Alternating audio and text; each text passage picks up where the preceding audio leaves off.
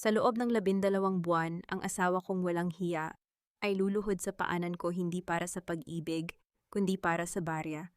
Ang biyenan kong mapang-api ay hihalik sa lupang nilalakaran ko kapag nalaman niyang ako na ang may hawak ng kanilang hininga. Hinayaan ko silang itapon ako sa putikan ngayong gabi dahil hindi nila alam doon, nagsisimulang tumubo ang pinakamatapang na bulaklak. Pinanood ko ang paglayo ng kanilang sasakyan habang ang ulan ay humahampas sa aking mukha. Dala ang pangakong bawat patak ng dusa ko ay babayaran nila ng dugo. Madilim ang loob ng sasakyan, tanging ang asul na liwanag mula sa dashboard ang tumatanglaw sa matigas na mukha ng lalaking pinangakuan kong mamahalin habang buhay. Rinig ang bagsak ng ulan sa bubungan ng SUV, tila mga libu-libong karayom na tumutusok sa katahimikang namamagitan sa amin. Bumaba ka na, Teresa. Ayoko nang makita ang pagmumukha mo. You are a disgrace to the De La Cruz name. Isang magnanakaw, isang manggagamit. Hindi ako kumurap. Tumingin ako kay Mateo, ang lalaking ilang taon kong pinagsilbihan. Ang lalaking pinag-alayan ko ng bawat disenyo at puyat. Para lang maisalba ang bumabagsak nilang negosyo. Ngumiti siya ng mapait, isang ngiting puno ng pandidiri. Natila ba ako ay isang basahang nadampot lang niya sa kalsada. Mateo, buntis ako. Anak mo ang dinadala ko. Mahinahon kong saad. Walang panginginig sa boses, walang bakas ng pagmamakaawa. Isang katotohanan lang na inilatag ko sa gitna ng bagyo. Anak ko o anak ng kung sinong lalaking kinatagpo mo sa Maynila. My mother was right. Mula sa simula, gold digger ka na. At ngayon, pati ang mga disenyo ng pamilya namin ninakaw mo para ibenta sa iba. Wala kang utang na loob. Kasabay ng kanyang mga salita, umilaw ang cellphone niya sa gitna. Isang notification mula kay Amparo ang lumitaw. Nakuha ko na ang mga sketch niya, Mateo. Safe na ang kumpanya natin. Iwan mo na ang pabigat na yan. Hindi ko kailangang maging matalino para maintindihan ang lahat. Ang pinsan kong pinagkatiwalaan ko at ang asawa kong sinamba ko ay matagal na palang nagbubuhol ng lubid na ipupulupot sa leeg ko. Sa labas ng bintana may kumatok. Isang tauhan ni Mateo, basang-basa sa ulan, ang nagbukas ng pinto sa panig ko. Ma'am, pasensya na po. Utos po ni Doña Victorina. Kailangan niyo na pong lumabas. May naghihintay na pong panauhin sa mansyon at hindi raw po kayo kailangan doon. Ramdam ko ang lamig ng hangin na pumasok sa loob ng sasakyan, ngunit mas matindi ang lamig na namuo sa aking dibdib. Tumingin ako kay Mateo sa huling pagkakataon. Inaasahan niyang iiyak ako. Inaasahan niyang luluhod ako sa putikan para lang huwag iwan sa gitna ng kawalan. Ngunit dahan-dahan kong kinuha ang aking bag, inayos ang aking suot na shawl at humakbang palabas. Paglapit ng paa ko sa basang lupa, naramdaman ko ang malapot na putik na yumakap sa aking sapatos. Tiningnan ko ang mamahaling singsing sa aking daliri, ang simbolong naging tanikala ko sa loob ng 3 taon. Hindi ako lumingon. Nang marinig ko ang mabilis na pag-andar ng sasakyan ni Mateo na nagsaboy ng maruming tubig sa aking damit, tumayo ako ng tuwid sa gitna ng humahagupit na hangin. Inilabas ko ang aking cellphone mula sa bulsa.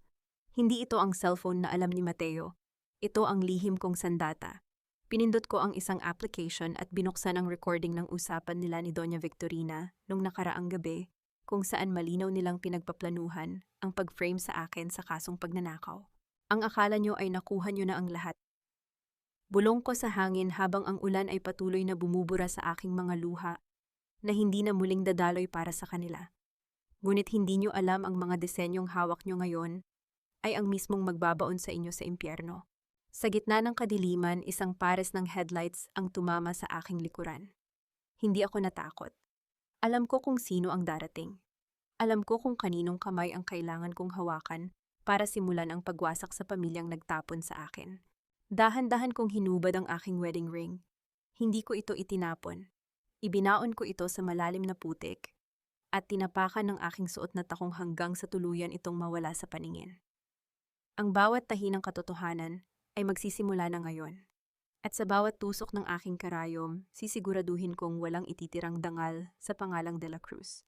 Naramdaman ko ang paghinto ng isang itim na sasakyan sa aking tabi. Bumaba ang bintana nito at isang matandang lalaki na may awtoridad sa mga mata ang tumingin sa akin. Si Don Manuel. Handa ka na ba, Teresa? Kapag sumama ka sa akin, wala nang balikan ito. Buburahin natin ang Teresa na kilala nila at itatayo natin ang maestra, nakakatakutan nila. Tumingin ako sa malayo sa direksyon kung saan nandoon ang mansyon na dati kong tinuring na tahanan. Ang aking kamay ay dahan-dahang humaplos sa aking tiyan. Isang matalim at malamig na ngiti ang gumuhit sa aking mga labi. Hindi ko lang sila kakatayin, Don Manuel. Gagawin ko silang halimbawa kung ano ang mangyayari sa sinumang mga has na hamunin ang isang inang wala nang mawawala. Sumakay ako sa sasakyan nang hindi lumilingon. Ang tanging naiwan sa gitna ng kalsada ay ang bakas ng aking sapatos sa putik at ang isang lihim na nakabaon sa ilalim ng lupa. Ang laban ay hindi pa nagsisimula, ngunit sa isip ko tapos na silang lahat. Ang akala nila ay nabaon na ako sa putik ng kalsada sa gabing iyon. Inasahan nilang ang susunod na balitang maririnig nila ay tungkol sa isang babaeng nawawala o isang bangkay na natagpuan sa tabi ng daan. Ngunit hindi nila alam ang putik na iyon ang magiging dumi na dudungis sa kanilang malilinis na pangalan sa harap ng buong barangay. Habang sila ay nagdiriwang sa loob ng kanilang mansyon, ako ay nagsisimula ng humabi ng isang bitag na walang takas, kung saan ang bawat hibla ay gawa sa kanilang sariling mga kasinungalingan. Sa loob ng marangyang sala ng mga De La Cruz, ang amoy ng mamahaling insenso ay hindi sapat para itago ang baho ng kanilang mga budhi. Nakaupo si Doña Victorina sa kanyang trono, isang antigong silya. Nagawa sa nara habang may hawak na panyo na panakanakang idinidampi sa kanyang mga matang wala namang luha. Sa harap niya nakatayo ang ilang mga piling kapitbahay at ang kilalang marites ng bayan na si Aling Pacing na tila uhaw na uhaw sa bawat salitang lalabas sa bibig ng matanda. Napakasakit para sa isang ina na makitang niloloko ang kanyang anak. Pinatira namin siya rito binihisan at itinuring na parang tunay na pamilya, pero ano ang isinukli niya? Ninakawan niya kami ng mga disenyo at nakipagtanan sa ibang lalaki. Pahayag ni Doña Victorina, ang boses ay nanginginig sa kunwaring pighati. Tumango-tango si Aling Pacing habang mabilis na nagtitipa sa kanyang cellphone, handang i-post ang pinakabagong scoop sa kanyang social media page. Talaga po, Doña, akala ko pa naman ay napakabait ni Teresa. Iyon pala ay may itinatagong kati sa katawan. Sayang ang ganda, wala palang dangal. Pumasok si Mateo sa sala, maayos na ang suot at tila hindi galing sa isang madugong pag-aaway sa gitna ng bagyo. Lumapit siya sa kanyang ina at hinawakan ang balikat nito, ang mukha ay seryoso at puno ng pagkukunwari. Ma, stop crying. She's not worth your tears. I've already filed for an annulment and reported the theft to the authorities.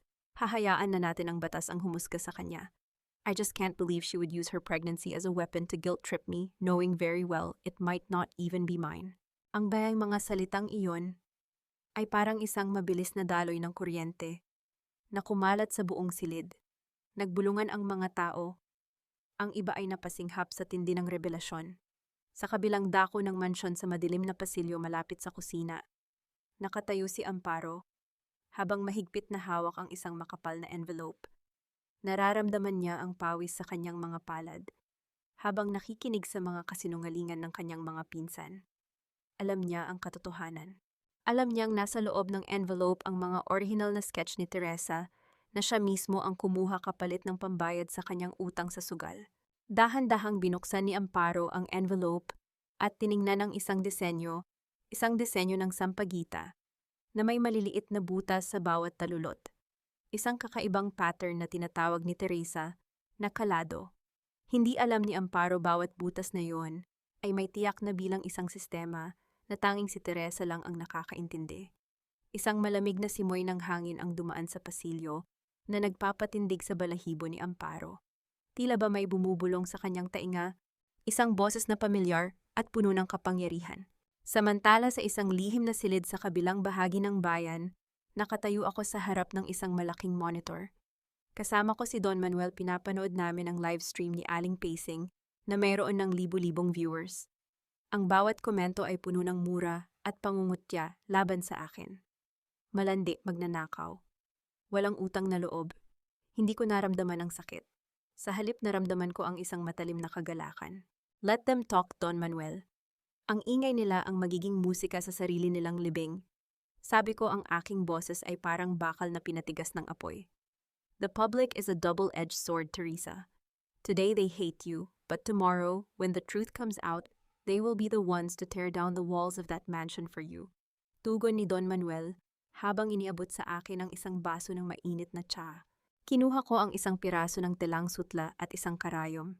Sa isang mabilis at siguradong galaw, tinusok ko ang tela. Hindi ito basta-bastang pagbuburda. Bawat tahi ko ay bahagi ng isang dokumento na hindi nila mabubura. Inilabas ko ang aking cellphone at nagpadala ng isang mensahe sa isang hindi kilalang numero. Pagkalipas ng ilang minuto sa gitna ng daldalan sa mansyon, biglang tumunog ang cellphone ni Mateo. Isang hindi kilalang numero ang nagpadala ng isang litrato. Pagkakita niya sa screen, biglang namutla ang kanyang mukha at halos mabitawan niya ang kanyang baso ng wine. Ang litrato ay kuha sa loob mismo ng kanyang sasakyan. Noong gabing iyon, isang malinaw na video recording kung saan kitang-kita ang ginawa niyang pagtulak sa akin habang umaamin siya sa kanyang pakikipagsabuatan kay Amparo. "Mateo, what's wrong?" Tanong ni Doña Victorina, napansin ang biglang pagbabago ng aura ng kanyang anak. Hindi nakasagot si Mateo. Ang kanyang mga kamay ay nagsimulang manginig. Sa screen ng kanyang phone, isang bagong mensahe ang lumitaw. "Ang hiya ay hindi lamang para sa mga mahihirap, Mateo. Ngayong gabi sisiguraduhin kong ang buong mundo ay makikipanood sa inyong pagbagsak." Sa labas ng mansyon, ang mga aso ay nagsimulang mag-alulong nang sabay-sabay na nagbigay ng isang nakapangingilabot na atmosfera sa gabi ng pagdiriwang. Biglang namatay ang lahat ng ilaw sa loob ng bahay na nag-iwan sa kanila sa ganap na kadiliman. Sa gitna ng katahimikan, ang tunog ng isang mabilis na pagtibok ng puso ay tila narinig ng lahat bago ang isang malakas na kalabog mula sa itaas na palapag ang nagpayanig sa buong mansyon. Sa loob ng silid na ito, ang bawat hininga ko ay hindi na para sa pighati, kundi para sa pagbuo ng isang bagong anyo ng aking pagkatao. Ang bawat tusok ng karayom sa puting tela ay isang hakbang palayo sa babaeng naniwala sa mga matatamis na salita ni Mateo. Habang ang mundo sa labas ay abala sa paghusga sa akin, batay sa mga kasinungalingan ng mga De La Cruz, dito sa katahimikan, hinahanda ko ang isang sining na hindi lang basta palamuti, kundi isang hatol na babasag sa kanilang huwad na kinalalagyan. Malamig ang paligid sa loob ng pribadong klinika sa mansyon ni Don Manuel. Ang amoy ng antiseptiko ay humahalo sa amoy ng mga bagong sinulid na sutla na nakalatag sa aking harapan. Hindi ko nararamdaman ang pagod kahit pa halos magdamag na akong gising. Ang tanging nagpapatakbo sa aking dugo ay ang malamig na determinasyon na tapusin ang unang bahagi ng aking plano. Pumasok si Don Manuel, ang kanyang mga hakbang ay halos walang tunog sa makapal na karpet. Inilapag niya ang isang tasa ng kape sa maliit na mesa sa tabi ko at tiningnan ang aking ginagawa. Ang kanyang mga mata na tila nakakita na ng lahat ng uri ng kataksilan ay bahagyang kumislap sa paghanga. "You're working too hard, Teresa. Remember, you're carrying a child. You need to rest." Paalala niya, ang boses ay seryoso, ngunit may bahid ng tunay na pag-aalala. Hindi ko itinigil ang aking kamay. Ang pagpapahinga ay para sa mga taong may payapang isip, Don Manuel. Ang isip ko ay parang dagat na may bagyo. Tanging ang pagbuborda lang ang nagpapanatili sa akin sa katinuan. Umupo ang matanda sa tapat ko. Sa unang pagkakataon, ang kanyang mukha ay nagpakita ng isang emosyong hindi ko inaasahan, pait. "Alam mo ba kung bakit kita tinutulungan? Hindi lang ito dahil sa awa. Ang ama ni Mateo, ang matandang De La Cruz, ay may atraso sa akin na hindi nabayaran ng panahon. I am the son they never recognized. Isang anak sa labas na itinapon para hindi madungisan ang kanilang pure family name.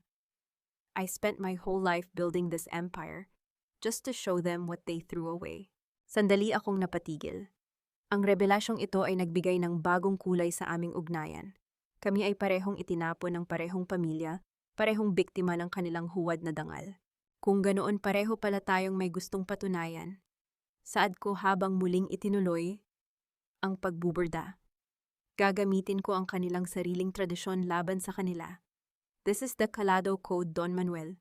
Ang bawat butas, ang bawat bilang ng hibla na hinahabi ko rito ay katumbas ng mga ebidensyang nakuha ko mula sa kanilang financial records. Kapag natapos ko ito, ang sining na ito ang magiging susi para mabuksan ang lahat ng kanilang katiwalian. Sa gitna ng aking pagsasalita, ang karayom ay tumagos sa dulo ng aking daliri. Isang maliit na patak ng pulang dugo ang lumitaw sa aking balat. Hindi ako umurong. Hindi ako nagpakita ng kahit anong sakit. Sa halip, pinanood ko ang pagdaloy ng dugo, isang paalala. Nabuhay pa ako. At ang bawat sakit na nararamdaman ko ngayon ay magiging lakas ko bukas. Pinahiran ko ang dugo gamit ang isang hiwalay na piraso ng tela nang hindi man lang kumukurap ang aking mga mata. Hindi ka na nga ang dating Teresa, bulong ni Don Manuel, may halong kilabot sa kanyang boses. Lumipas ang ilang oras at dinalhan ako ng isang katulong ng mga pahayagan para sa araw na iyon. Ang headline sa entertainment section ay agad na kumuha ng aking atensyon. Isang malaking larawan ni Mateo, nakangiti at may hawak na baso ng champagne at sa tabi niya ay isang magandang babae na nakasuot ng mamahaling alahas. Ang babaeng iyon ay si Sofia, ang dati kong matalik na kaibigan. At ang babaeng pinagselusan ko noon, ngunit palaging itinatanggi ni Mateo. Ang caption ay tungkol sa kanilang muling pagkakaibigan. At ang balitang si Sofia ang magiging mukha ng bagong koleksyon ng mga De La Cruz. Naramdaman ko ang mabilis na pagtibok ng aking puso, hindi dahil sa selos, kundi dahil sa galit sa kanilang kawalang hiyaan. Hindi pa man natutuyo ang putik sa aking sapatos. Noong gabing itinapon ako, ay may kapalit na agad ako sa tabi ni Mateo. Tingnan mo sila, sabi ko kay Don Manuel habang ipinapakita ang dyaryo. Iniisip nila na nanalo na sila. Akala nila ay tapos na ang kwento ko. Anong balak mo? Tanong ni Don Manuel. Tinitigan ko ang larawan ni Sofia at Mateo. Isang matalim at mapanuyang ngiti ang gumuhit sa aking mga labi. Dahan-dahan kong kinuha ang gunting sa aking tabi at dahan-dahang ginupit ang larawan ni Sofia mula sa dyaryo diretso sa bahagi ng kanyang leeg. Hayaan natin silang magsaya sa ngayon. I will let them have their moment of glory. Dahil mas masarap silang pabagsakin kapag nasa rurok na sila ng kanilang kayabangan. I want Sofia to wear the gown I'm making. I want her to be the one to carry my message to the world without her even knowing it. Ibinaba ko ang gunting at muling kinuha ang karayom. Ang tahi ko ay naging mas mabilis, mas matalas at mas puno ng puot. Sa bawat hibla, idinidiin ko ang kanilang nalalapit na katapusan. Ang bawat hibla ng sinulid na hinahawakan ng mga kamay na walang pagmamahal ay unti-unting napuputol, tila ba nagre-rebelde ang sining laban sa mga nagnakaw nito. Habang ang mansyon ng mga De La Cruz ay nababalot ng huwad na ningning ng kanilang bagong tagumpay, ang pundasyon ng kanilang kabuhayan ay unti-unti nang nagkakaroon ng mga bitak. Ang galing na inakala nilang pag-aari nila ay isa palang sumpa kapag wala ang kaluluwang nagbigay buhay dito. At ngayon, ang katahimikan sa loob ng kanilang paggawaan ay punong-puno ng tensyon at papalapit na sakuna. Sa loob ng malawak na hungmay o paggawaan ng mga De La Cruz, ang tunog ng mga makina ay tila mga boses na nagrereklamo. Nakatayo si Doña Victorina sa gitna ng silid, ang kanyang mukha ay kasing pula ng telang pelos na nasa kanyang harapan. Hawak niya ang isang barong na dapat ay ihahatid na sa isang mahalagang kliyente sa Manila, ngunit ang borda rito ay tila gawa ng isang bata, magulo, hindi pantay, at walang buhay. Ano itong basura na ibinibigay niyo sa akin, Amparo? Akala ko ba ay nakuha mo na ang lahat ng sikreto ni Teresa? Bakit ganito ang kinalabasan nito? Ang sigaw ni Doña Victorina ay umalingaw-ngaw sa buong silid na naging sanhi ng paghinto ng lahat ng mga manggagawa sa kanilang ginagawa. Lumapit si Amparo, ang kanyang mga kamay ay nanginginig habang hawak ang mga orihinal na sketch ni Teresa. Donya, sinunod naman po namin ang bawat guhit. Pero iba po ang paraan ng pagtahi ni Teresa. May mga teknik siya na hindi namin magaya kahit anong pilit namin. Ang mga sinulid tila bumubuhol kapag kami na ang humahawak. Crap! Huwag mo akong idaan sa mga hocus-pocus na yan. You promised me results, Amparo. I paid your debts because you said you could replace that woman. Ngayon ang mga orders ay bumabalik dahil sa poor quality. Do you know how much money we are losing every hour? Ang galit ng matanda ay tila isang apoy na handang tumupok sa lahat ng nasa paligid niya. Kinuha ni Doña Victorina ang barong at buong puwersa itong inihagis sa mukha ni Amparo. Ang tunog ng pagtama ng tela sa balat ay naging hudyat ng matinding kahihiyan para sa pinsan ni Teresa. Walang nagawa si Amparo kundi yumuko at tanggapin ang bawat mura ng matandang babae. Ang kanyang konsensya na dati ay pilit niyang pinapatulog ay nagsimulang gumising at manumbat. Sa kabilang dako sa loob ng kanyang opisina, si Mateo ay hindi rin mapakali.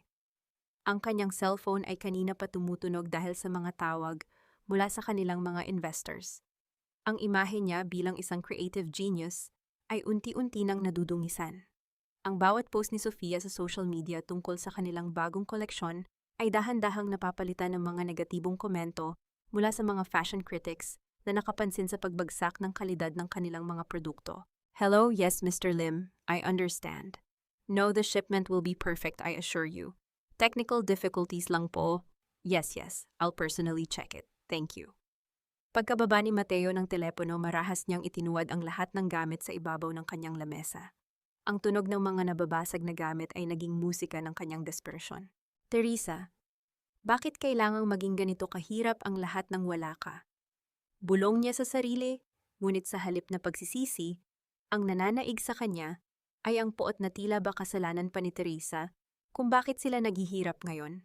Samantala sa isang eksklusibong hotel sa Makati, isang misteryosong pagtitipon ang nagaganap. Isang lalaking nakasuot ng mamahaling Amerikana ang nakaupo sa harap ng isang grupo ng mga batikang mamamahayag at fashion bloggers. Siya ang kinatawan ng isang bagong kumpanya na tinatawag na The Maestra House. Ladies and gentlemen, we are here to announce the return of the true soul of Philippine embroidery. In 2 weeks during the Grand Fiesta Gala, you will witness the collection that will redefine elegance. This is not just fashion, this is a legacy. Pahayag ng lalaki, ang boses ay puno ng kumpiyansa. Is it true that the maestra is someone from the province, someone who was recently betrayed by a prominent family? Tanong ng isang blogger na agad kumuha ng atensyon ng lahat. Ang kinatawan ay ngumiti lamang ng makahulugan. Ang katotohanan ay parang borda. Minsan kailangan mong tingnan ang likod ng tela para makita ang tunay na disenyo. Wait for the gala, doon niyo makikilala kung sino ang tunay na reyna. Balik sa mansyon ng mga De La Cruz habang ang kadiliman ay lumulukob sa buong paligid, si Amparo ay pumasok sa lumang kwarto ni Teresa. Hinanap niya ang anumang bagay na makakatulong sa kanila. Nakakita siya ng isang maliit na kahon sa ilalim ng kama. Nang buksan niya ito, nakita niya ang isang piraso ng telang may borda ng isang itim na rosas. Sa ilalim ng ilaw ng kanyang flashlight, ang mga talulot ng rosas ay tila gumagalaw, isang optical illusion na gawa ng kakaibang paraan ng pagtahi. Biglang humangin ng malakas na naging sanhi ng paghampas ng bintana sa pader. Napatalon si Amparo sa gulat. Sa paglingon niya sa salamin, tila nakita niya ang anino ni Teresa na nakatayo sa kanyang likuran, hawak ang isang mahabang karayom na nakaturo sa kanyang puso. Teresa, is that you? Tanong ni Amparo, ang boses ay nanginginig sa takot. Ngunit wala siyang narinig kundi ang tunog ng malakas na ulan na nagsisimula na namang bumuhos. Mabilis siyang lumabas ng kwarto, hindi napansin na ang telang hawak niya ay may nakatagong mensahe na ngayon lang lumilitaw dahil sa init ng kanyang mga palad. Ang magnanakaw ay palaging matatakot sa sarili niyang anino. Kinabukasan, isang international na tawag ang pumasok sa opisina ni Mateo. Isang boses mula sa isang kilalang fashion house sa Paris. Ang nagsalita, ang boses ay seryoso at walang emotion. Mr. De La Cruz, this is the creative director of Maison de Mode. We have decided to cancel our partnership with your family. We have found the person we were truly looking for. We have found the maestra. Ang boses na iyon ay tila isang hatol ng kamatayan para sa pamilya De La Cruz. Napasandal si Mateo sa kanyang upuan, habang ang mundo sa kanyang paligid ay nagsisimula ng gumuho. Ang bawat sinulid ng kanyang buhay ay unti-unti nang nalalagot, at ang tanging natitira ay ang malamig na katotohanan na ang kanyang pagkawasak ay nagsisimula pa lamang. Sa loob ng ilang buwan, ang akala ng gabi-gabing umiiyak na lalaking iyon ay nakahanap siya ng tagapagligtas, ngunit ang totoo ay lason ang tinatanggap niya mula sa aking mga kamay. Ang dating asawa kong mapanlinlang ay hihalik sa dulo ng aking sapatos. Para lamang sa isang pirma, hindi niya alam na ang bawat tinta ng panulat na ibinibigay ko sa kanya ay ang huling pako sa kanyang sariling kabaong. Hinayaan ko siyang maniwala na siya ay muling aangat para lamang mas masakit ang kanyang pagbagsak kapag nalaman niyang ang maestra na kanyang sinasamba ay ang babaeng itinapon niya sa putikan. Sa loob ng opisina ni Mateo, ang hangin ay mabigat at puno ng amoy ng sigarilyo at kaba. Nakatitig siya sa isang tumpok ng mga bayarin na may pulang tatak ng past due, habang ang kanyang mga kamay ay hindi tumitigil sa pagpindot sa dulo ng kanyang mamahaling bolpen. Wala na tayong oras, Mateo. Kung hindi tayo makakakuha ng puhunan sa loob ng 3 araw, kukunin ng bangko ang bahay at ang siyungmay. Ang boses ni Doña Victorina ay matinis at puno ng desperasyon na tila ba isang hiyaw ng isang nalulunod na reyna. Hindi lumingon si Mateo. Ang kanyang mga mata ay nanatiling nakapako sa screen ng kanyang laptop. Sa gitna ng katahimikan, biglang tumunog ang kanyang telepono. Isang hindi kilalang international na numero ang lumitaw sa screen. Mabilis niya itong sinagot, tila ba ito na ang huling hininga na hinihintay niya. Hello, yes, this is Mateo de la Cruz. Yes, the representative of the maestra. Sa kabilang dulo ng linya, huminga ako ng malalim. Inayos ko ang aking boses malamig formal at may halong autoridad na hindi niya kailanman narinig mula sa Teresa na kanyang inabuso. Ang bawat salita ko ay maingat na pinili para magmukhang isang dayuhang negosyante na walang oras para sa mga drama. Mr. De La Cruz, I am Tess, the executive assistant of the maestra. Nakarating sa amin ang balita tungkol sa inyong mga problema sa produksyon. Ang maestra ay naghahanap ng isang lokal na partner para sa kanyang Hiya collection na ilulunsad sa Fiesta Gala. Interesado ka ba? Narinig ko ang mabilis na paghinga ni Mateo. Ang kanyang boses na dati ay puno ng yabang ay biglang naging mapagkumbaba at halos magmakaawa. Yes, of course, we are very much interested. We have the best facilities and the most experienced workers in the province. Isang mapait na ngiti ang gumuhit sa aking mga labi habang nakatingin ako sa labas ng bintana ng penthouse ni Don Manuel. Maganda kung ganoon. Ngunit kailangan mong malaman na ang maestra ay may napakataas na pamantayan. Isang pagkakamali lang at tapos na ang usapan. Ipapadala ko ang kontrata sa iyong email. Basahin mong mabuti, lalo na ang tungkol sa mga collateral. Kahit ano, Miss Tess, gagawin namin ang lahat para maging matagumpay ang kolaborasyong ito. Maraming salamat talaga. Pagkababa ng telepono, tumingin ako kay Don Manuel na kanina pa nakikinig. Ang kanyang mukha ay puno ng paghanga, ngunit mayroon ding babala. Kagat na kagat ang isda, Teresa. Ngunit sigurado ka bang gusto mong ituloy ito? Kapag pumirma siya, mawawala sa kanya ang lahat kapag hindi niya naibigay ang kalidad na gusto mo. Iyon naman ang plano, Don Manuel. I want him to bet everything on me without knowing it's me. Gusto kong makita kung hanggang saan ang hangganan ng kanyang kasakiman. Sagot ko habang binubuksan ang file ng kontrata sa aking computer. Sa kabilang dako sa loob ng mansyon, muling nabuhay ang sigla ni Mateo at Doña Victorina. Agad silang nagpatawag ng isang selebrasyon. Binuksan nila ang pinakamahal na alak. Hindi alam na ang bawat lagok nila ay may kasamang lason ng paparating na pagkatalo. Kita mo naman hindi tayo pababayaan ng tadhana. Ang maestra mismo ang lumapit sa atin. Sa sandaling mailunsad ang collection na ito, babalik tayo sa rurok, masayang sabi ni Mateo habang itinataas ang kanyang baso. Siguraduhin mo lang na hindi ka papalpak, Mateo. Gamitin mo si Amparo. Pilitin niyo ang mga manggagawa na magtrabaho ng overtime. Walang uuwi hanggat hindi pulido ang bawat tahika.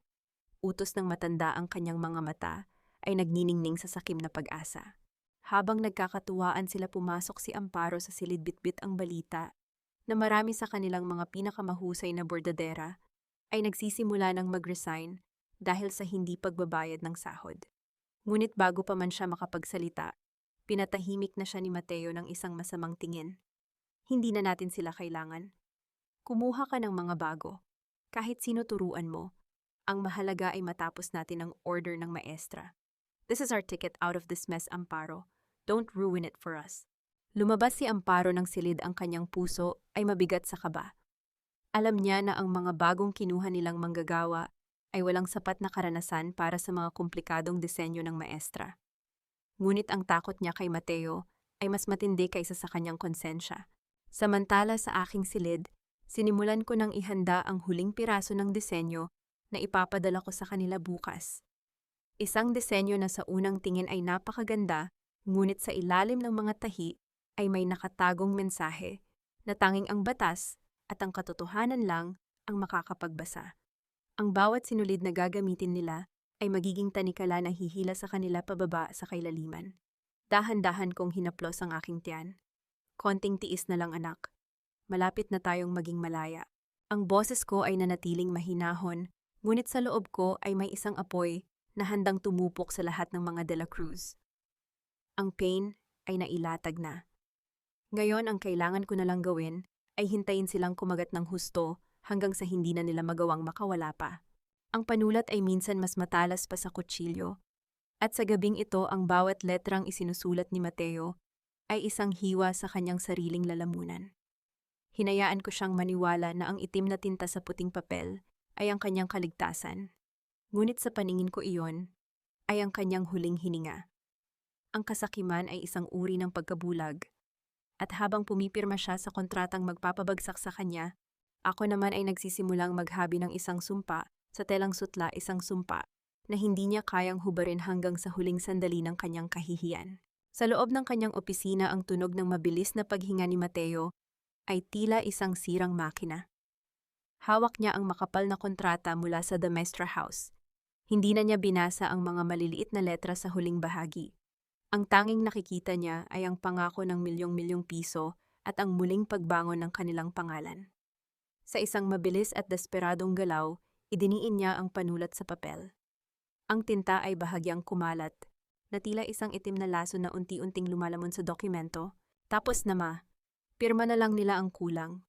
Ang buong mansyon at ang kumpanya ang ginawa nating kolateral, pero wala tayong dapat ipag-alala. Ang maestra ang kasosyo natin. Hindi tayo malulugin, masayang saad ni Mateo habang iniabot ang envelope kay Amparo para ipadala pabalik sa Manila. Tumingin si Amparo sa envelope, ang kanyang mga kamay ay tila ayaw humawak dito. Mateo, sigurado ka ba rito? Paano kung hindi natin matapos ang kota sa loob ng 2 linggo? Alam mo namang halos lahat ng matatandang bordadera ay lumipat na sa ibang bayan.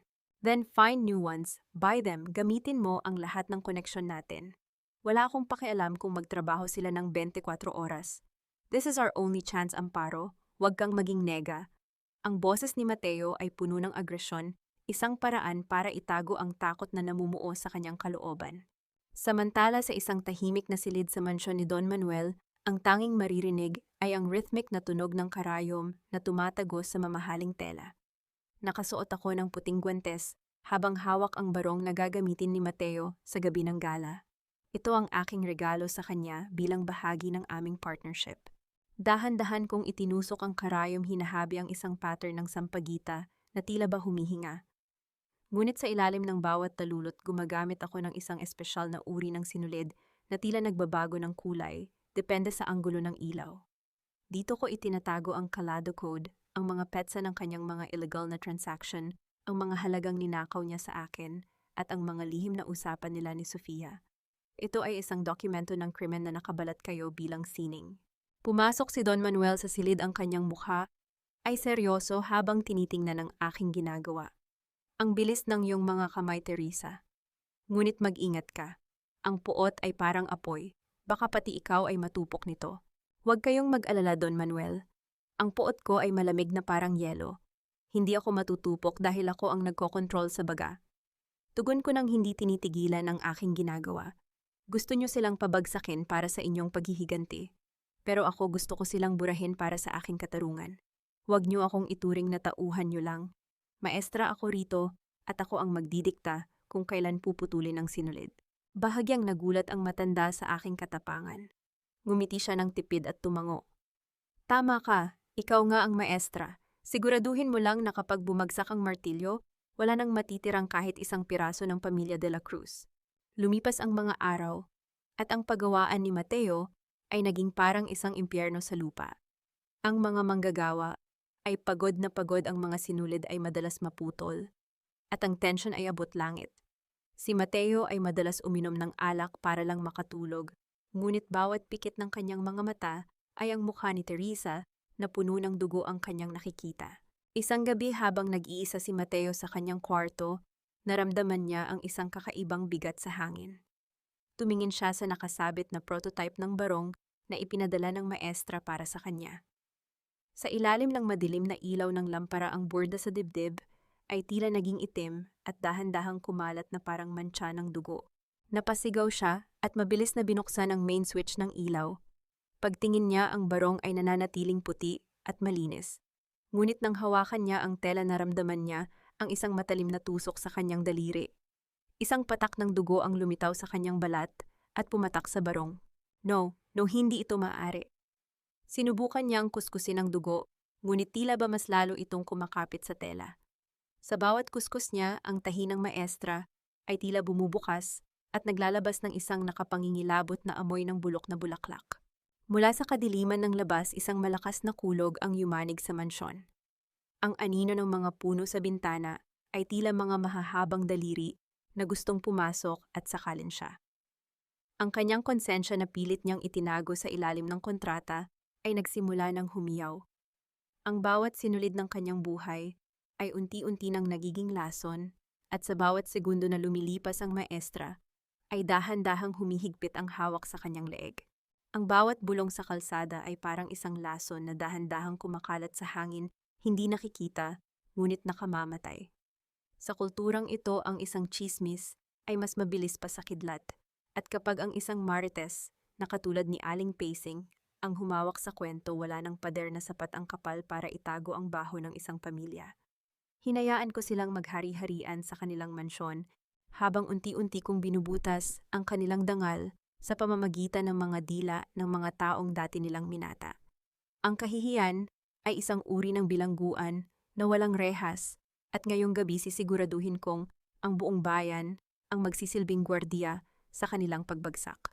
Sa loob ng kanyang maliit na sari-sari store, abala si Aling Pacing sa pag-aayos ng kanyang lumang cellphone sa isang tripod na gawa sa plastic.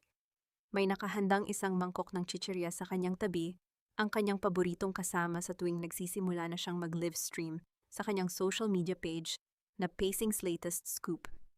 Ang liwanag ng screen ay tumatama sa kanyang mukha na puno ng pananabik, tila isang mga ngaso na handa ng bitawan ang kanyang huling pain. Magandang gabi sa inyong lahat, mga ka-scoop. Alam niyo na kung bakit tayo narito ngayon? Ang pamilyang akala niyo ay banal, ang pamilyang akala niyo ay tinitingala. Mukhang may itinatagong sumpa sa loob ng kanilang bakuran. Panimula ni Aling Pacing habang malutong na kinakagat ang isang piraso ng chichirya. Ang tunog ng pagnguya niya ay nagbibigay ng kakaibang ritmo sa kanyang boses. Ang bilang ng mga manonood ay mabilis na umakyat mula sa daan-daan patungo sa libo-libo. Ang lahat ay abala sa pag-comment uhaw na uhaw sa bago at masarap na chismis tungkol sa mga De La Cruz. May nakarating sa aking impormasyon, mga suki. Alam niyo ba na simula nang mawala si Teresa, ang tunay na nagpapatakbo ng kanilang negosyo, ay hindi na tumitigil ang mga kamalasan sa mansyon? Sinasabing ang mga borda nila ay sinusumpa, ang mga tela ay nagiging itim, at ang mga manggagawa ay isa-isang tumatakas dahil sa takot. Sa loob ng mansyon, nakatitig si Mateo sa kanyang tablet habang pinapanood ang live stream. Ang kanyang mukha ay kasing puti ng papel at ang kanyang mga kamay ay nanginginig sa galit. Papatayin ko ang matandang yan, how dare she spread these lies? Hiyaw niya habang marahas na itinatapon ang tablet sa sofa. Huwag kang padalos-dalos, Mateo. Kapag pinatigil natin siya, iisipin ng mga tao na totoo ang sinasabi niya. Babala ni Doña Victorina na ngayon ay hirap na ring itago ang kaba sa kanyang boses. But that video, where did she get that video? Muling tumingin si Mateo sa screen. Ipinakita ni Aling Pacing ang isang malabo, ngunit sapat na malinaw na video recording.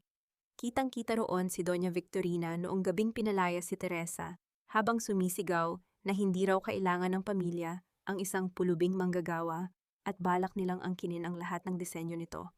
Ayan, mga ka-scoop, kayo na ang humusga. Ganyan ba ang trato sa isang buntis na manugang? Ganyan ba ang pamilyang ipinagmamalaki ang kanilang dangal? Patuloy ni Aling Pacing habang ang mga komento sa screen ay nag-uumapaw na sa galit laban sa mga De La Cruz.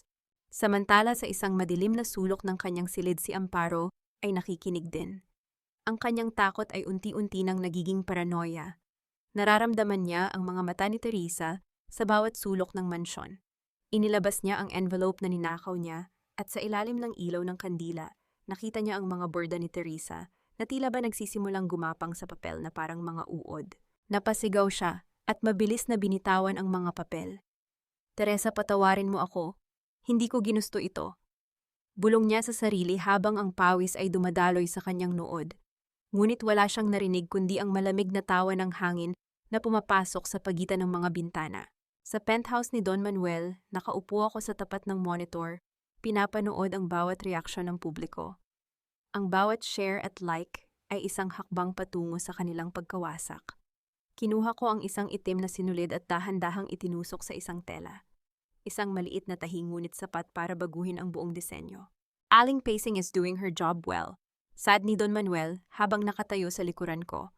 But tell me, Teresa, sino ba talaga ang nagbabayad sa kanya? Hindi sapat ang kikitain niya sa views para gawin ang ganitong klasing pag-atake sa mga De La Cruz. Ngumiti ako ng tipid, isang ngiting hindi nakakarating sa aking mga mata. Sa mundong ito, Don Manuel, ang katotohanan ay may presyo. At kung minsan ang pinakamagandang bayad ay hindi pera kundi ang pagkakataong makita ang pagbagsak ng mga taong matagal nang naninapak. Aling Pacing has her own reasons. Utang na loob is a powerful thing, lalo na kung ang utang na iyon ay tungkol sa buhay at kamatayan. Dangling mystery, hindi alam ni Don Manuel na ilang taon na ang nakalilipas si Teresa, ang palihim na nagbayad ng operasyon ng kaisa-isang anak ni Aling Pacing nang walang sinasabihan. Isang sikreto na ngayon lang nagbubunga ng katarungan. Muling humarap si Aling Pacing sa camera, ang kanyang expression ay biglang naging seryoso. At bago ko tapusin ang live na ito, may huling sorpresa ako sa inyo. May isang panauhin tayong gustong magsalita. Isang taong matagal nang nanahimik. Isang anino ang dahan-dahang lumitaw sa likuran ni Aling Pacing. Ang camera ay bahagyang nayanig nang itutok ito sa bagong dating. Ang mga manonood ay biglang tumahimik at ang bilang ng viewers ay biglang tumalon sa 10,000. Isang pamilyar na boses ang sumabat sa livestream, isang boses na naging sanhi ng paghinto ng mundo ni Mateo at Doña Victorina. Ang akala nyo ba ay tapos na ang lahat, nagkakamali kayo? Ang bawat tahi ng kasinungalingan nyo ay dahan-dahan ko nang pinuputol. Ang boses na iyon ay hindi kay Teresa. Ito ay ang boses ng isang taong hindi nila inaasahang magtataksil sa kanila. Ang boses ni Amparo. Tapos na ang pagtatago. Sabi ni Amparo habang humaharap sa camera, ang kanyang mga mata ay puno ng takot, ngunit may determination. Ibubunyag ko na ang lahat, lahat-lahat. Ang bawat kampana ng simbahan na tumutunog para sa bisperas ng fiesta ay tila isang babala para sa mga taong may itinatagong dumi sa kanilang mga budhi. Habang ang buong bayan ay abala sa pag-ayos ng mga makukulay na banderitas at paghahanda ng mga handaang hangin sa loob ng mansyon ng mga De La Cruz, ay kasing bigat ng isang paparating na sakuna. Ang ningning ng mga mamahaling hiyas at ang bango ng mga sariwang bulaklak ay hindi sapat para pagtakpan ng takot na namumuo sa bawat sulok ng kanilang tahanan. Ngayong gabi ang bawat tawa ay may halong kaba dahil alam nila na sa likod ng bawat kurtina may isang katotohanang handa ng sumabog. Sa loob ng Grand Ballroom ng isang tanyag na hotel sa Manila, kung saan gaganapin ang gala, ang mga ilaw ay nagniningning na parang mga bituin. Ang mga pinakamaimpluwensyang tao sa bansa, mga politiko, negosyante, at mga kilalang tao sa fashion world ay nagsisimula ng magsipagdatingan. Lahat sila ay may iisang pangalan sa kanilang mga labi, ang maestra. Ang misteryosong bordadera na muling nagbigay ng buhay sa traditional na sining ng Pilipinas. Nakatayo si Mateo sa gitna ng ballroom, suot ang barong na gawa ni Teresa. Ang bawat tahi nito ay kumikinang sa ilalim ng mga malalakas na spotlight. Sa kabila ng iskandalong idinulot ng livestream ni Amparo, pilit niyang pinapanatili ang isang mapagmalaking anyo sa harap ng mga reporters. Mr. De La Cruz, totoo ba ang mga accusation ni Amparo? Is it true that you stole these designs from your wife? Tanong ng isang reporter habang nakatutok ang mga kamera sa kanyang mukha. Pinilit ni Mateo na tumawa, isang tawang walang kasing pait. Amparo is mentally unstable. Stress at utang sa sugal ang nagtulak sa kanya para gumawa ng mga kwentong ganyan. My wife Teresa left me because she couldn't handle the pressure of being a De La Cruz. Ang barong na suot ko ngayon ay ang patunay ng aking sariling galing at ang pakikipagtulungan ko sa maestra. Habang nagsasalita si Mateo sa labas ng lungsod, isang mabilis na tagpo ang nagaganap sa madilim na kalsada. Sinubukan ni Amparo na tumakas bitbit ang kanyang mga gamit, ngunit isang itim na sasakyan ang humarang sa kanyang dinaraanan. Bumaba ang bintana at lumitaw ang malamig na mukha ni Don Manuel. Saan ka pupunta, Amparo? Ang mga taong nagtataksil ay walang matatakbuhan sa mundong ito. Saad ni Don Manuel, ang boses ay parang isang hatol ng kamatayan. May gagawin ka pa sa gala. Huwag mong isiping makakaalis ka nang hindi tinatapos ang sinimulan mo. Samantala sa loob ng penthouse ni Don Manuel, nakatayo ako sa harap ng isang malaking salamin. Ang gown na suot ko ay hindi magarbo, ngunit ang bawat tahi nito ay may taglay na kapangyarihan. Ito ay isang simpleng puting sutla na may borda ng mga dahon ng pako sa dulo, ngunit sa bawat galaw ko ang tela ay tila naglalabas ng sariling liwanag. Tumingin ako sa aking reflection. Ang mga mata ko ay wala ng bakas ng takot o o pag-aalinlangan.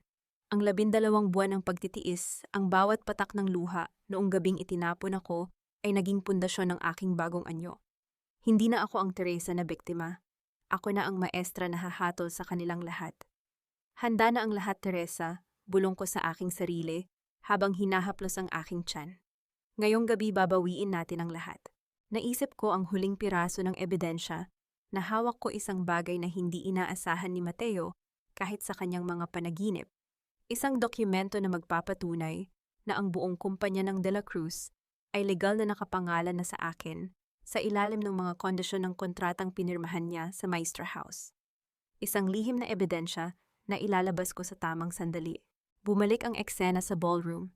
Ang musika ay nagsisimula ng bumilis hudyat ng pagsisimula ng fashion show. Pumasok si Mateo sa dressing room para sa huling retouch bago siya umakyat sa stage. Tumingin siya sa salamin para ayusin ang kanyang kwelyo.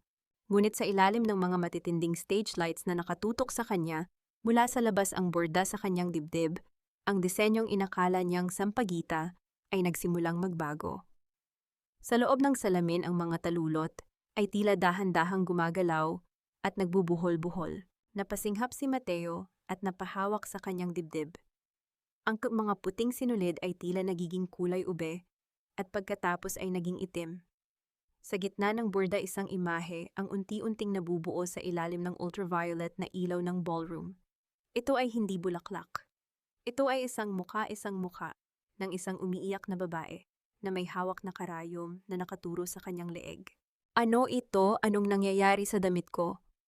Sigaw ni Mateo, ngunit wala siyang boses na lumalabas. Ang bawat tahi ay tila humihigpit, tila ba ang damit mismo ang sumasakal sa kanya. Mula sa speaker ng ballroom, ang boses ng announcer ay umaling-aungaw na narinig ng buong bansa sa pamamagitan ng live broadcast. Ladies and gentlemen, let us all welcome the visionary behind the collection, the one and only Maestra Teresa. Taisa. Ang pinto ng ballroom ay bumukas ng malakas at isang liwanag na nakakasilaw ang bumalot sa buong silid. Ang bawat mata ay nakatutok sa anino ng babaeng dahan-dahang naglalakad patungo sa gitna ng entablado. Ang katahimikan sa loob ng ballroom ay mas nakakabingi pa kaysa sa anumang sigaw. Libo-libong mga mata ang nakatitig sa aninong dahan-dahang lumalabas mula sa likod ng malakas na liwanag, tila isang reynang bumabangon mula sa abo ng kanyang sariling pagkawasak. Ang bawat hakbang ko sa ibabaw ng entablado ay may bigat ng katarungan at sa bawat pagtama ng aking takong sa sahig, ang puso ni Mateo ay tila unti-unti ring nadudurog. Ngayong gabi ang sining na ninakaw nila ay magiging boses ko at ang bawat sinulid na hinabi ko sa dilim ay magsisilbing tali na hihila sa kanila pababa sa kailaliman ng kahihiyan. Tumigil ako sa gitna ng entablado. Ang liwanag ng mga spotlight ay tumama sa aking mukha na nagpatingkad sa aking malamig at walang emosyong mga mata. Narinig ko ang sabay-sabay na pagsinghap ng mga tao. Ang pangalang Teresa ay bumubulong sa hangin na tila isang sumpa.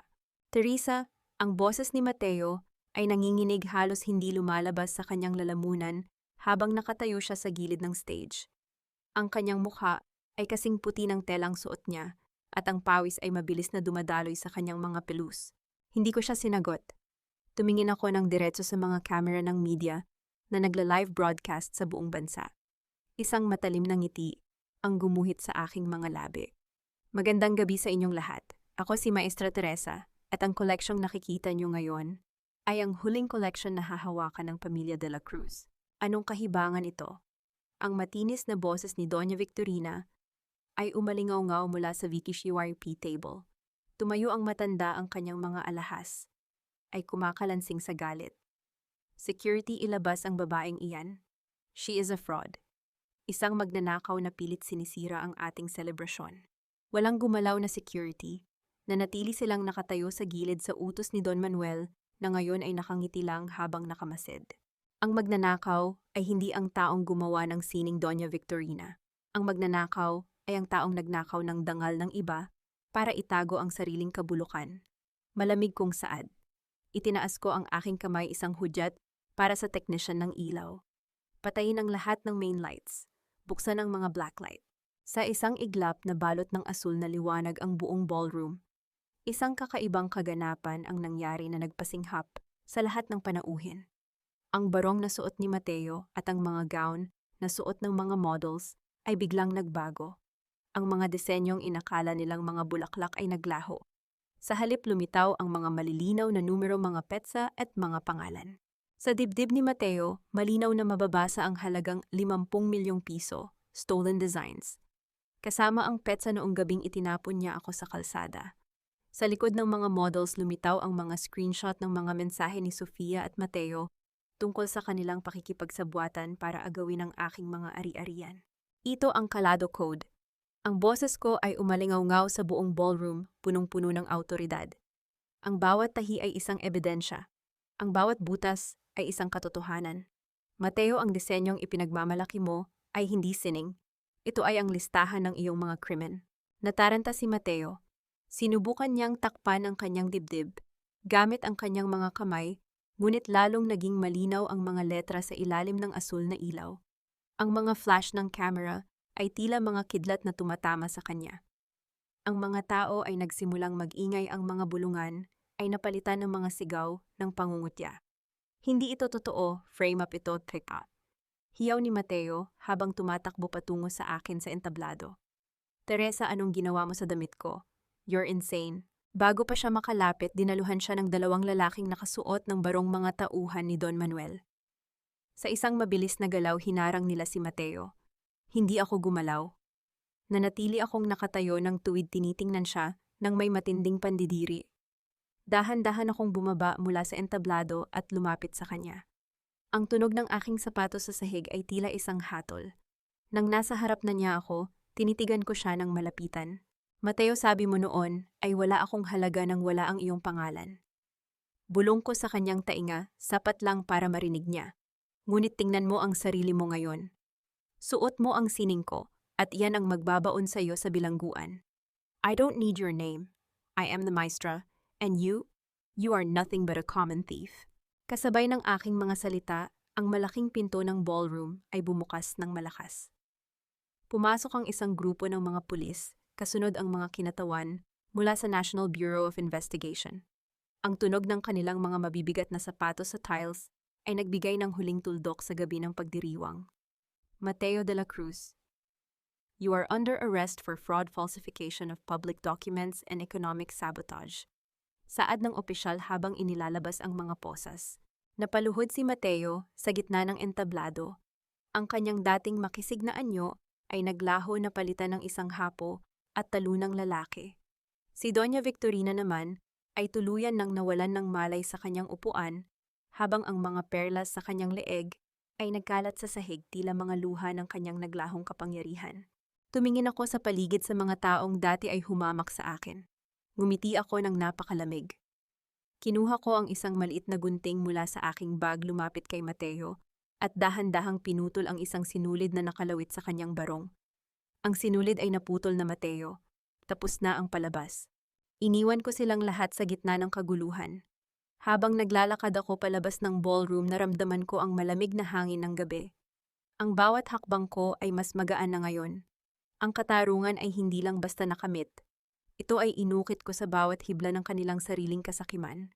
Ang bawat pader na itinayo sa ibabaw ng kasinungalingan ay itinakdang gumuho. At sa gabing ito, ang ingay ng pagbagsak ng tore ng mga De La Cruz ay umalingaw-ngaw sa buong bayan. Ang dating makapangyarihang pamilya na kumukontrol sa buhay ng marami ay isa na lamang pira-pirasong alaala ng isang naglahong karangyaan. Habang ang rehas ng bilangguan ay sumasara para kay Mateo at ang malamig na silid ng ospital ay nagiging bilangguan para kay Doña Victorina, ako ay nakatayo sa labas. Pinapanood ang bawat hibla ng kanilang buhay na unti-unting nalalagot. Ang katarungan ay hindi lamang isang salita. Ito ay isang malamig na katotohanan na hindi nila kayang takasan. Sa loob ng isang madilim at masikip na selda sa presinto, nakaupo si Mateo sa malamig na semento. Wala na ang kanyang mamahaling barong na palitan ng isang kupas na kulay kahel na uniforme. Ang kanyang mga kamay na dati ay may hawak na baso ng champagne ay nakatali ngayon ng bakal na posas. Ang bawat tunog ng paglalakad ng mga gwardiya sa labas ay tila isang paalala ng kanyang kinabukasan. Isang buhay sa likod ng rehas dahil sa mga krimeng inakala niyang maililibing niya sa ilalim ng kanyang pangalan. Mateo, may bisita ka, saad ng isang pulis, habang binubuksan ang maliit na bintana sa pinto ng selda. Inaasahan ni Mateo na ang kanyang ina o si Amparo ang darating, ngunit ang nakita niya ay ang malamig at walang emosyong mukha ni Teresa. Nakatayo ako sa labas ng rehas, maayos ang suot at puno ng awtoridad. Hindi ako nagsalita. Tiningnan ko lang siya mula ulo hanggang paa, isang tingin na puno ng matinding pandidiri. Teresa, please bawin mo ang mga demanda. Gagawin ko ang lahat. I'll give you back everything. Just get me out of here. Ang boses ni Mateo ay puno ng desperasyon, halos magmakaawa habang nakakapit sa mga rehas. Wala ka nang ibibigay sa akin, Mateo. Dahil sa simula pa lang ang lahat ng hawak mo ay pag-aari ko na. Ang bahay, ang kumpanya, pati ang dangal na ipinagmamalaki nyo. Lahat iyan ay nakapangalan na sa akin. Malamig kong sagot. Iniabot ko sa kanya ang isang dokumento sa pamamagitan ng siwang sa rehas. Pirmahan mo ito. Ito ang huling paglipat ng mga ari-arian na itinago mo sa ibang bansa. Kapalit nito, sisiguraduhin kong hindi ka mabulok sa isang ordinaryong selda. I'll make sure you stay in the coldest one. Nanginig ang mga kamay ni Mateo habang binabasa ang dokumento. Ang kanyang pagkatao ay tuluyan ng nadurog. Sa bawat letra ng aking pangalan na nakasulat doon, naramdaman niya ang bigat ng kanyang pagkatalo. Samantala sa isang pribadong silid sa ospital, ang tanging maririnig ay ang rhythmic na tunog ng heart monitor. Nakahiga si Doña Victorina, ang kalahati ng kanyang mukha ay bahagyang nakalaylay dahil sa stroke na inabot niya noong gabi ng gala. Ang kanyang mga mata na dati ay puno ng apoy at pangungutya ay puno na ngayon ng luha at takot. Pumasok ako sa kanyang silid nang walang pasabi. Ang tunog ng aking sapatos sa tiles ay tila isang mabagal na martsa ng kamatayan. Umupo ako sa tabi ng kanyang kama at dahan-dahang hinawakan ng kanyang kamay ang kamay na dati ay ginagamit niya para saktan ako at ituro ang aking mga pagkukulang. Doña Victorina, kumusta ang pakiramdam ng maging biktima ng sariling kahihiyan? Bulong ko sa kanyang tainga. Hindi siya makapagsalita, ang tanging lumabas sa kanyang bibig ay isang mahinang ungol ng pighati. Sabi niyo noon ang hiya ay para lang sa mga mahihirap na katulad ko. Pero tingnan niyo ang sarili niyo ngayon. Ang buong bansa ay pinapanood ang inyong pagbagsak sa bawat balita. Ang dangal na pinoprotektahan niyo ay naging mantsa na hindi na mabubura kailanman. Kinuha ko ang isang maliit na panyo mula sa aking bag, ang panyong may borda ng sampagita na ginawa ko noong unang taon ko sa mansion. Ipinunas ko ito sa kanyang mga luha nang dahan-dahan, ngunit walang kahit anong lambing sa aking mga galaw. Ang bawat tahi ng panyong ito ay ginawa ko ng may pagmamahal para sa inyo noon. Ngunit ngayon gagamitin ko ito para punasan ang huling bakas ng inyong pamilya sa buhay ko. Tapos na ang inyong pamumuno, Donya. Ang mansyon ay ibebenta ko na bukas para gawing isang eskwelahan para sa mga batang inabuso. Ang inyong pangalan ay magiging simbolo ng kasamaan na hindi na dapat maulit. Binitawan ko ang kanyang kamay at tumayo. Hindi ako lumingon nang marinig ko ang mabilis na pagtibok ng heart monitor, isang senyales ng kanyang matinding emosyon. Ang puot ko ay wala na napalitan na ito ng isang malalim na katahimikan. Sa labas ng ospital, sinalubong ako ni Don Manuel. Sa kanyang tabi ay si Amparo na ngayon ay nakayuko at puno ng pagsisisi. Inilabas ni Amparo ang isang maliit na recorder, ang huling piraso ng ebidensya na magpapatunay na si Mateo ang nag-utos sa kanya na sunugin ang lumang bodega para makuha ang insurance money. Teresa, patawarin mo ako. Gagawin ko ang lahat para makabawin, saad ni Amparo, ang boses ay nanginginig. Huwag kang hihingi ng tawad sa akin, Amparo. Ibigay mo ang recorder na iyan sa pulis. Iyan ang tanging paraan para mabuhay ka nang may kaunting dignidad. Tugon ko nang hindi siya tinitingnan. Tumingin ako sa kalangitan. Ang araw ay nagsisimula ng lumubog na nagbibigay ng kulay kahel na liwanag sa buong paligid. Naramdaman ko ang paggalaw ng aking anak sa loob ng aking sinapupunan. Isang pangako ang binuo ko sa aking isip, ang bata na ito ay lalaki sa isang mundong hindi kontrolado ng mga sinulid ng kasinungalingan. Tapos na ba ang lahat, Teresa? Tanong ni Don Manuel. Halos, Don Manuel, may isang huling bagay pa akong kailangang gawin bago ko tuluyang iwan ang nakaraan. Sabi ko habang iniabot sa kanya ang isang selyadong envelope. Dangling mystery, ang loob ng envelope ay naglalaman ng isang lihim.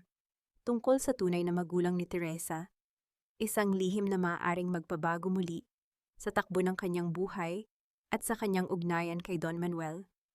Bakit ang lagda sa likod ng lumang litrato ni Teresa ay kapareho ng lagda ni Don Manuel sa kanyang mga personal na dokumento? Salamat sa lahat, maestra. Bulong ni Don Manuel. Habang tinititigan ng envelope ang kanyang mga mata, ay biglang nagpakita ng isang kakaibang lungkot. Danken? Sa mundong ito, ang kalayaan ay hindi ibinibigay, ito ay kinukuha. Akala ni Don Manuel ay isa lamang akong ibon na iniligtas niya mula sa bagyo para ilagay sa isang gintong hawla ng kanyang paghihiganti. Akala niya dahil sa utang na loob ay habambuhay akong tatalima sa kanyang mga kumpas. Ngunit hindi niya alam ang bawat tahi na natutunan ko sa ilalim ng kanyang bubong ay naging matalas na pangil na handang pumutol sa anumang tali na humahawak sa akin. Ang pagiging maestra ay hindi lamang tungkol sa sining. Ito ay tungkol sa pagmamay-ari ng sariling tadhana, kahit na ang kapalit nito ay ang pagtalikod sa taong nagbigay sa akin ng bagong buhay. Nakatayo ako sa gitna ng malawak na opisina ni Don Manuel. Ang sikat ng araw ay tumatagos sa malalaking bintana na nagpapakita ng bawat butil ng alikabok na sumasayaw sa hangin. Inilapag ko ang selyadong envelope sa kanyang lamesa, ang envelope na naglalaman ng katotohanang matagal niyang itinago. Ang lagda sa aking lumang birth certificate at ang lagda niya sa mga dokumento ng kumpanya ay iisa. Bakit, Don Manuel?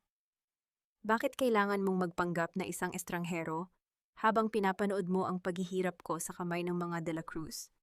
Ang boses ko ay mababa, bawat salita ay tila isang malamig na hampas ng hangin. Dahan-dahang humarap ang matanda, ang kanyang mukha ay hindi nagpakita ng pagkagulat. Sa halip, isang malalim na lungkot ang namuo sa kanyang mga mata. Gusto kitang protektahan, Teresa. Gusto kong makita kung mayroon kang sapat na tibay para harapin ang mundong ito, ang mga De La Cruz. Kailangan nilang magbayad sa ginawa nila sa iyong ina at ikaw ang tanging sandata na mayroon ako. Isang mapait na tawa ang lumabas sa aking mga labi. Sandata, so all this time I was just a weapon for your vendetta. Hindi mo ako tinulungan dahil sa awa o dahil sa pagmamahal. Tinulungan mo ako dahil gusto mong makitang masunog ang pamilya ni Mateo gamit ang aking mga kamay. Teresa, everything I built para sa iyo ito. Ikaw ang magmamana ng lahat ng ito. Pagmamakaawa ni Don Manuel, ang kanyang boses ay bahagyang nanginginig. Huwag mong ibigay sa akin ang mga bagay na nabahiran ng iyong puot, Don Manuel. Saad ko habang dahan-dahang hinuhubad ang suot kong mamahaling relo na galing sa kanya. Ang utang na loob ko sa inyo ay binayaran ko na noong gabing pabagsakin ko ang mga De La Cruz para sa inyo. Pero ang kaluluwa ko, hindi iyan mabibili ng kahit anong yaman. Mula sa araw na ito, pinuputol ko na ang lahat ng ugnayan sa Maestra House. Anong gagawin mo? Wala kang kapital, Teresa. Wala kang proteksyon. Hiyaw ng matanda habang papalabas ako ng pinto. Tumigil ako at lumingon sa kanya ng huling pagkakataon. Isang matalim na ngiti ang gumuhit sa aking mga labi. Meron akong mga kamay na marunong lumaban at meron akong pangalang hindi na kailanman madudungisan. I don't need your protection. I am starting my own brand. Ang itatawag ko rito ay simple lang, Teresa. Ang tunog ng pagsara ng pinto ay naging hudyat ng aking ganap na pagsasarili. Ang bawat hakbang ko sa labas ng mansyon ni Don Manuel ay tila isang pagpunit sa isang pahina ng aking buhay na puno ng manipulasyon. Hindi naging madali ang mga sumunod na buwan.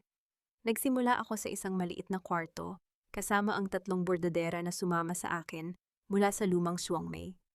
Ang bawat sentimo na kinikita namin ay inilaan ko sa pagbuo ng isang pangalan na hindi nakadepende sa kahit sinong lalaki. Lumipas ang panahon at ang tatak na Teresa ay naging simbolo ng tunay na lakas ng kababaihan. Hindi lang ito basta borda, ito ay kwento ng pagbangon. Ang aking tiyan ay lumaki na rin at sa bawat sipa ng aking anak, nararamdaman ko ang pag-asa na hindi ko naramdaman noon. Isang hapon habang abala ako sa pag-aayos ng aming bagong showroom sa Makati, isang package ang dumating. Naglalaman ito ng isang lumang pahayagan mula sa loob ng kulungan.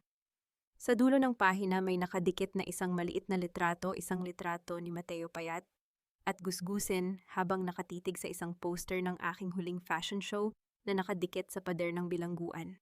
Sa likod ng litrato, may nakasulat na isang maikling mensahe na may panginginig na tinta. Teresa, patawarin mo ako. Ngayon ko lang naintindihan na ang pinakamalaking pagkakamali ko ay hindi ang itapon ka kundi ang isipin na hindi ka kayang mabuhay nang wala ako. Hindi ako nakaramdam ng lungkot.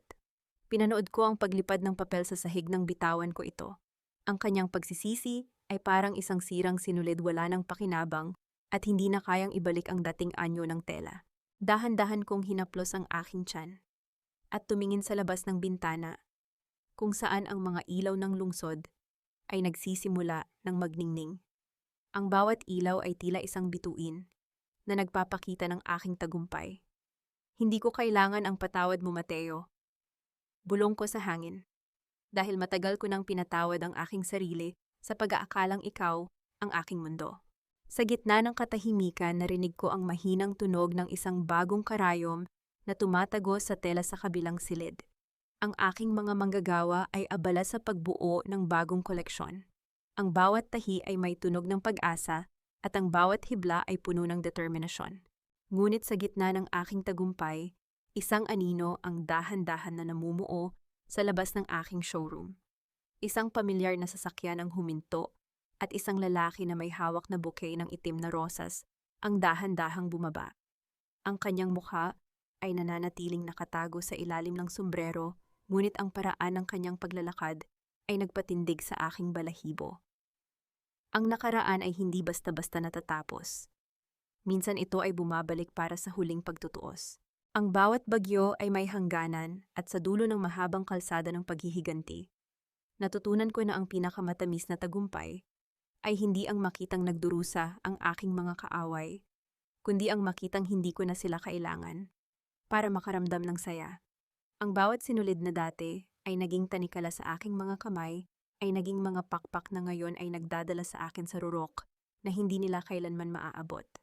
Ang katahimikan sa paligid ko ay hindi na puno ng takot, kundi ng kapayapaan, isang kapayapaan na binayaran ko ng bawat patak ng aking pawis at bawat hibla ng aking dangal. Nakatayo ako sa balkonahe ng aking sariling gusali sa Makati, pinagmamasdan ang paglubog ng araw na nagbibigay ng gintong kulay sa buong lungsod. Ang lalaking may hawak ng itim na rosas na nakita ko noong nakaraang linggo ay hindi pala isang banta.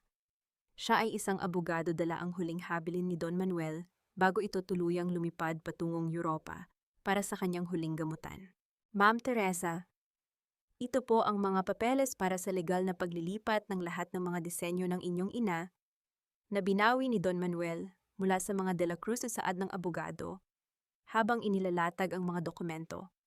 Ito raw po ang tanging bagay na nais niyang ibalik sa inyo bilang paghingi ng tapat na patawad. Wala ng kondisyon, wala ng utang na loob. Tinitigan ko ang mga lumang sketch ng aking ina. Ang bawat tahi rito ay puno ng pangarap na hindi natupad. Dahan-dahan kong hinaplos ang papel, nararamdaman ang koneksyon sa nakaraan na matagal kong hinanap. Ngunit sa pagkakataong ito, hindi ko na naramdaman ang bigat. Kinuha ko ang panulat at pinirmahan ang mga papeles. Hindi para sa yaman, kundi para bigyang dangal ang alaala ng babaeng nagbigay sa akin ng sining. Lumipas ang ilang linggo at ang ingay ng lungsod ay napalitan ng unang iyak ng isang sanggol sa loob ng isang pribadong silid sa ospital. Isang malusog na batang babae. Nang idampi sa aking balat ang kanyang maliit at mainit na katawan, naramdaman ko ang huling piraso ng aking puso na dahan-dahang nabubuo. Ang bawat sakit, ang bawat sampal ng tadhana, at ang bawat gabing itinapon ako sa putikan ay tila naglaho na parang usok. Layad, bulong ko sa kanyang tainga. Laya ang itatawag ko sa iyo dahil ikaw ang magsisilbing simbolo na ang iyong ina ay malaya na sa lahat ng mga tanikala ng nakaraan. Isang buwan matapos akong manganak, dumating ang huling balita tungkol sa pamilya De La Cruz. Ang mansyon ay tuluyan ng naibenta sa isang charity foundation gaya ng aking nais. Si Doña Victorina ay nananatili sa isang tahimik na nursing home, tinititigan ang mga pader na wala ng ningning.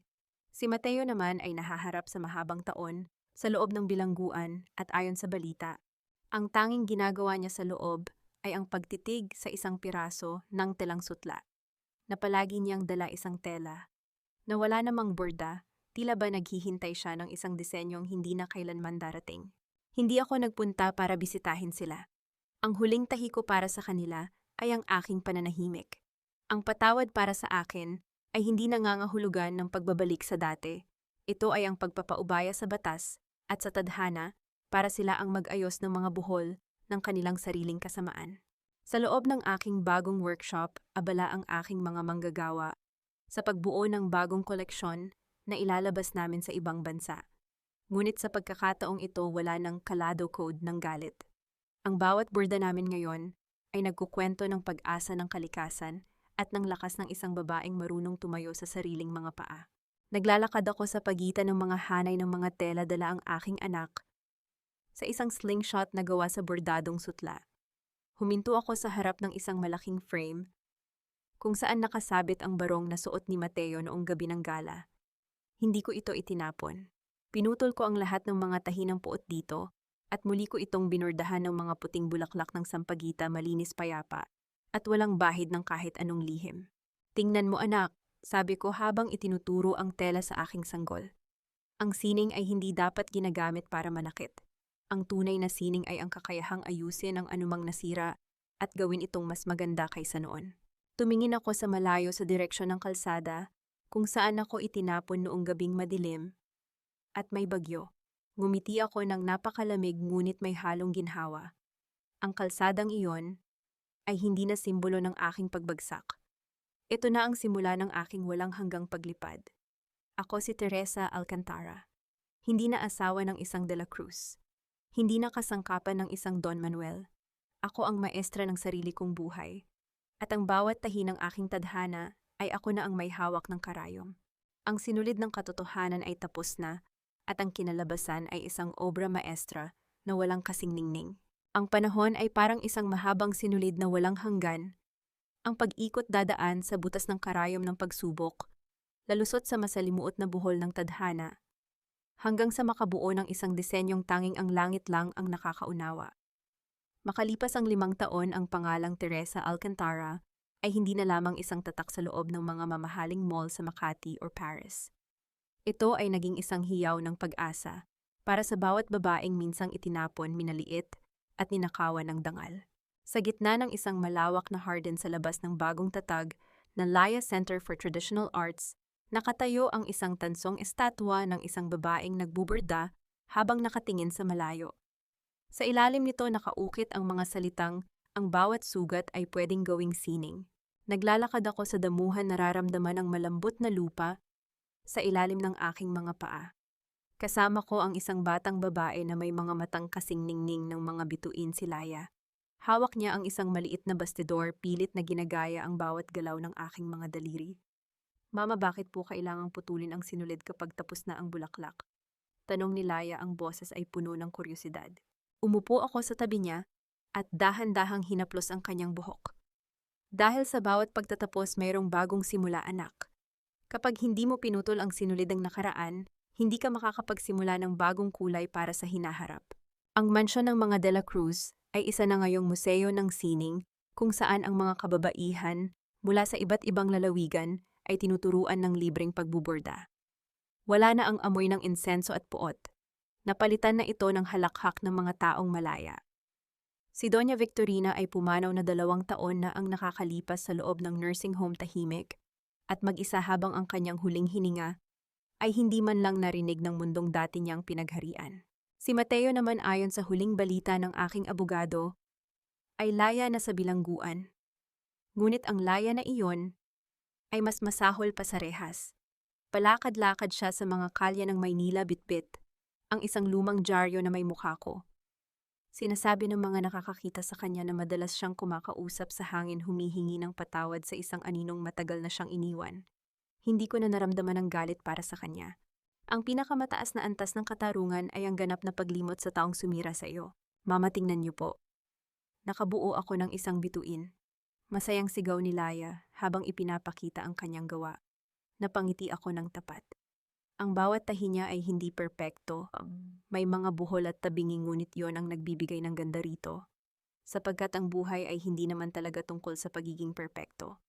Ito ay tungkol sa lakas ng loob na muling humawak ng karayom kahit ilang beses ka nang natusok nito. Naisip ko si Don Manuel.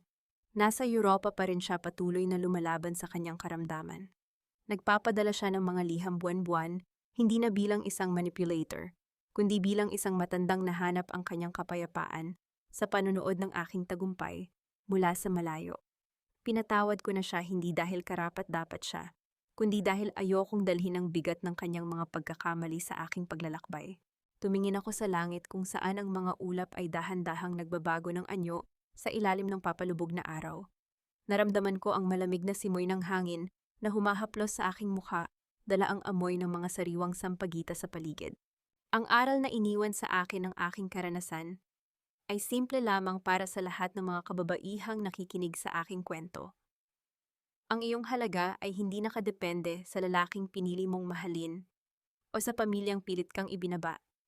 Ang iyong tunay na lakas ay nasa loob ng iyong sariling mga kamay. Huwag kang matakot na putulin ang mga sinulid na nagbubuhol sa iyong kaluluwa. Sa bawat patak ng iyong luha, mayroong isang hibla ng katatagan na handang humabi ng iyong sariling tagumpay. Kinuha ko ang aking sariling karayom at sinimulan ang huling tahi sa isang telang sutla na ilalagay ko sa kwarto ni Laya. Isang disenyo ng isang ibong lumilipad palabas ng isang bukas na hawla. Tapos na anak, bulong ko habang pinuputol ang huling sinulid gamit ang aking ginintuang gunting. Ang tunog ng pagputol ng tela ay naging huling musika ng aking nakaraan. Tumayo ako at binuhat si Laya habang dahan-dahan kaming naglalakad pabalik sa aming tahanan. Ang bawat hakbang ko ay masigla puno ng pasasalamat at higit sa lahat puno ng pagmamahal sa sarili. Ako si Teresa Alcantara at ito ang aking obra maestra, ang isang buhay na malaya marangal at higit sa lahat ako ang may-ari ng bawat tahi nito.